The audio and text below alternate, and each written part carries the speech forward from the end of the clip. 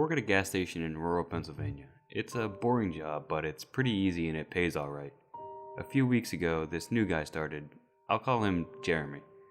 Jeremy's weird. He's about 25 or 26 and he hardly speaks, but he's got the creepiest laugh I've ever heard.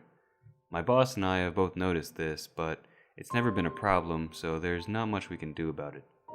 Customers have never complained about him and he's always done his job fairly well. Up until a few weeks ago, anyway. That's when things started going missing.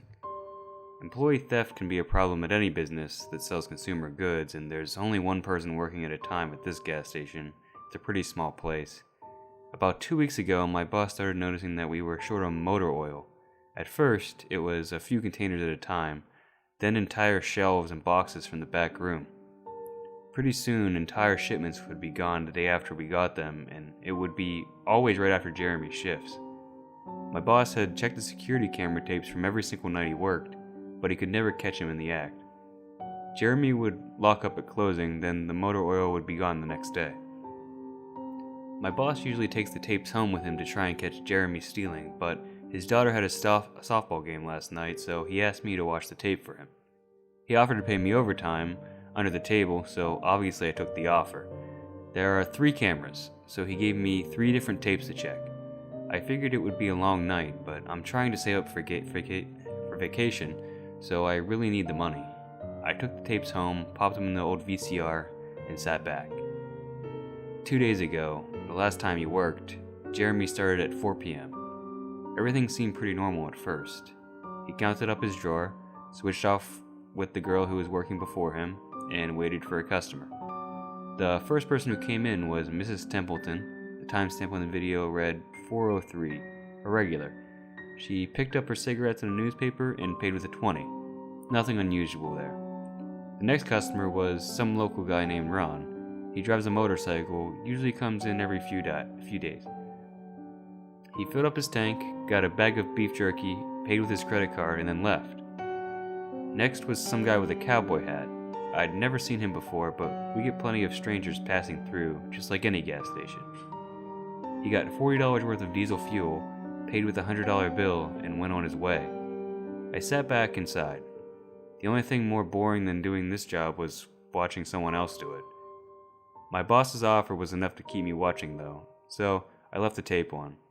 Everything seemed pretty normal. I had a feeling that if Jeremy was stealing motor oil, he knew we were suspicious of him by now. I didn't expect him to be dumb enough to let us catch him on camera.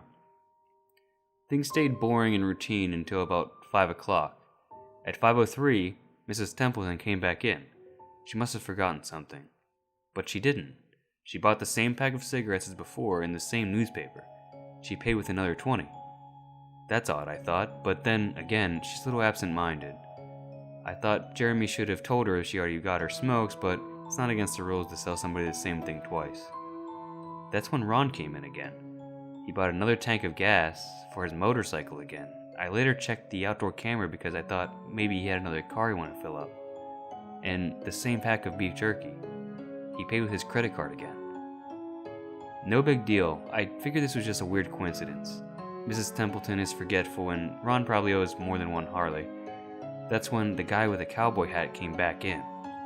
I felt a chill run down my spine. Don't get diesel, don't get diesel. I found myself whispering to myself in an empty living room. But he did. He got $40 worth of diesel fuel and paid with another $100 bill. Every move he made was identical to his first visit, right down to the way he scratched his nose before he walked out. Either this guy is rich, owns a lot of trucks, and just moved into town, or something really bizarre was happening. I kept watching.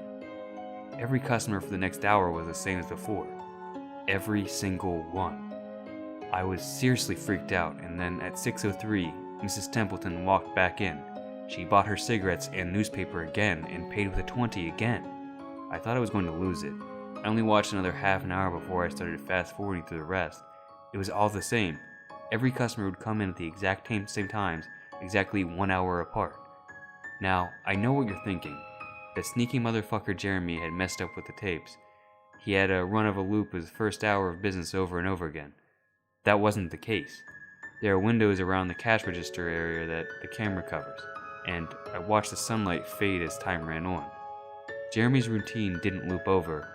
He swept, mopped, restocked, and did all his duties exactly how you'd expect. But the same customers kept coming in. I was panicking at this point. Something was seriously wrong with what I was seeing, and I had no explanation for it. I skipped ahead to when we locked up and walked out of his car. But he hadn't stolen anything, but I kept watching, just to make sure. I fast forward one last time to about midnight. At exactly 12:03, out of nowhere, Jeremy's face pops up on camera. I don't mean he moved his head into view, I mean that 1 second the store was empty, the next second his face was all I could see. He wasn't looking at the camera, he was looking at me, I was sure of it. I screamed and fumbled for my remote, but by the time I grabbed it, he was gone just as soon as he'd left.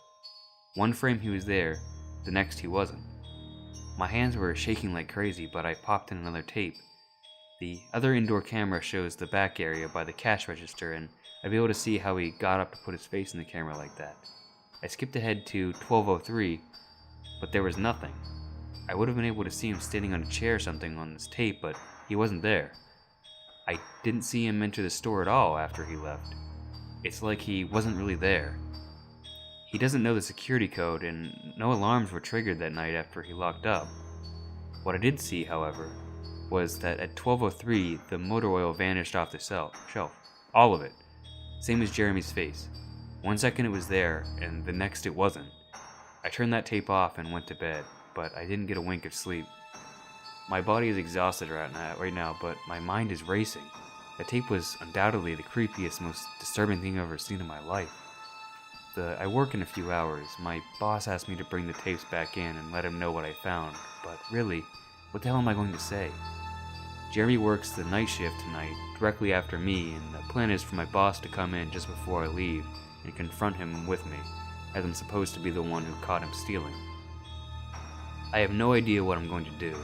I suppose I'll have to show my boss the tapes, but I don't want to watch them with him.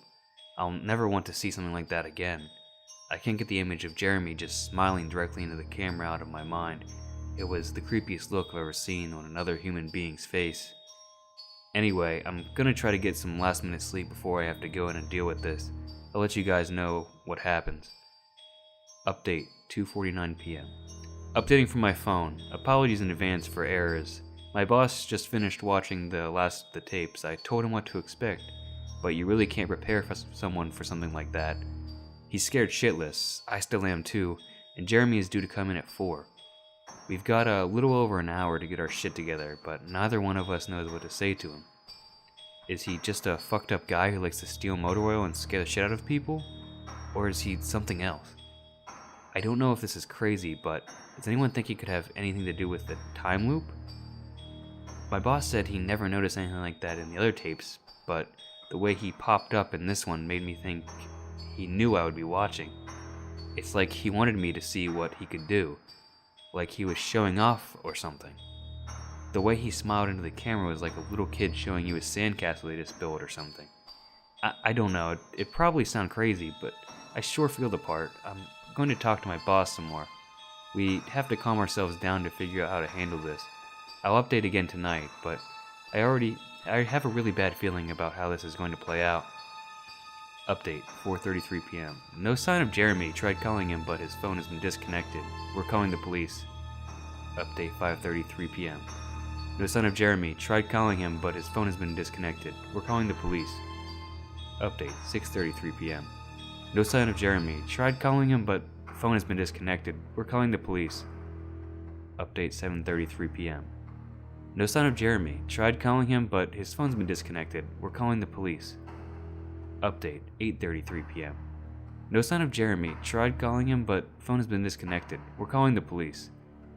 Update, 10:58 p.m. Holy shit, holy shit, holy shit, holy shit. I just got home and saw my previous updates. Things make less sense now than ever. Here's what I can tell you. I went to work. Jeremy never showed up. My boss and I decided to call the police, as you're well aware. When I picked up the phone to call, though, the sun went out. I shit you not. That's what I thought happened. Apparently, I blacked out for exactly 5 hours, because when I looked back at the clock, it was 9:33. I think I got stuck in Jeremy's time loop, and Then I snapped out of it at the exact point I blacked out, if that makes sense. But that's when things got really weird. My boss was right next to me when I blacked out, ready to corroborate my story to the cops. When I came to, the phone was in my hand, but it was dead. Not even a dial tone.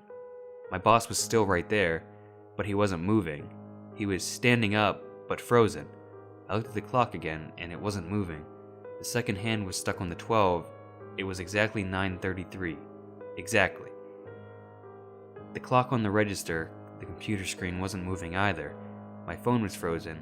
There was even a customer at the register waiting for my boss to get him cigarettes. I'm betting that would have been his 5th pack of the day. I got the fuck out of there. Didn't lock up, didn't turn the lights out, and sorry guys, I didn't grab the security tapes to upload to the internet. Believe me, that was the last thing on my mind. The gas station is on a major highway and cars were parked all along it, except they weren't parked, they were frozen. The people inside were still sitting as wax statues. I got in my car and prayed that it would start. Thankfully it did. About halfway home, time started up again. The static from the radio turned into music like it's supposed to be, and from what I could tell by listening to post-talk in between songs, no one noticed the time freeze or whatever it was. I was the only one. Well, I'm sure Jeremy noticed as well. I still have no clue where he is or what he's doing. I'm hiding in my room and calling the police again in the morning. I don't know if I ever got through to them before, or if I did, whether they took me seriously. I'm scared for my life at this point. I'll update tomorrow if I can. Final update, 10:33 a.m. I finally fell asleep, last night around 4. I have no idea how I did it. I guess exhaustion finally got the best of me. This morning I woke up to my phone ringing. It was my boss. He'd been calling me since about 6. He woke up when the time turned back on last night and immediately called the cops. They came by to see what was wrong and he told them everything.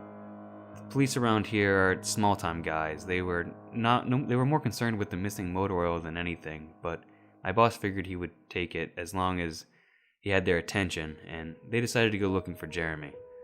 We kept all our employees' applications on file, and since Jeremy started working there, he was easy to find. They checked the address on it and headed over to his house. You're not going to believe what they found. The address Jeremy listed on his application was an empty lot, or at least it is now. There used to be a house there, but it burned down in 1993. Being a small town, almost everyone remembers that fire. A family of 4 used to live there way back when. Rumor has it they had an estranged son who they really never talked about, but I can't say for sure if that's true.